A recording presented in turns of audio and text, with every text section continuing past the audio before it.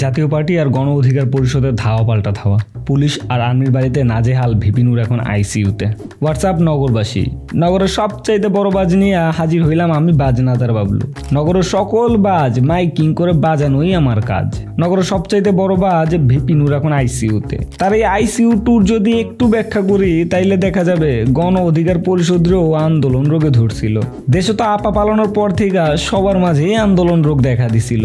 গতকাল আমাদের নূর ভাই সমাবেশ করছিল জাতীয় পার্টিকে বয়কট করতে হবে বইলা, তাই দলবল নিয়ে এই তাগিদে আগাইছিল জাতীয় পার্টির অফিসের সামনে।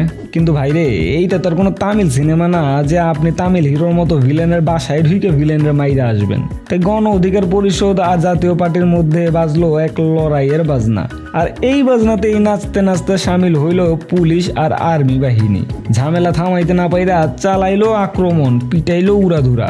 মনে হইলো অ্যাভেঞ্জার্স এন্ড গেমের ওই সিনটা যখন অ্যাভেঞ্জার্সের ক্যাপ্টেন বলছিল অ্যাভেঞ্জার্স অ্যাসেম্বল। মনে হইলো পুলিশ আর আর্মি এইভাবে জুটি কইরা এমন পিটানো শুরু করলো যে কোনো দিক বিদিক দেখলো না। আর এর মাঝেই সুযোগ নিয়ে কোন এক সাধারণ ব্যক্তি আমাদের নূর ভাইকে এমন পেটাইলো যেন মনে হইতেছে বাসায় বউয়ের সাথে ঝগড়া করে আসছে, সেই ঝালি মিটাইতেছে। নূর ভাইয়ের উপরে এতটাই অত্যাচার হয়েছে যে লোকটা এখন ঢাকা মেডিকেলের আইসিইউতে ভর্তি। এই জিনিস নিয়ে এখন উত্তাল বাংলাদেশ। এইসব দেখে আমার খালাতো ভাই পারভেজ কইলো, থাক আমি আজ আর কিছু বলবো না, কারণ উচিত কথা কইলেই দোষ। কিন্তু উচিত কথা কইতে ছাড় দেয় না এক বিন্দুও নগরবাজ। তাই সাবস্ক্রাইব করেন নগরবাজ, নগরের সকল উচিত কথা শোনার জন্য।